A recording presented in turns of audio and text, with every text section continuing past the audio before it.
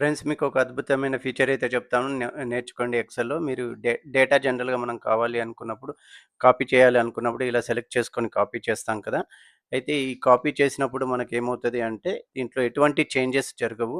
మనం పైన ఒరిజినల్ డేటాలో ఏదైనా చేంజెస్ చేశామనుకోండి ఇక్కడ కింద కాపీ చేసిన డేటాలో అయితే చేంజెస్ జరగవు కదా!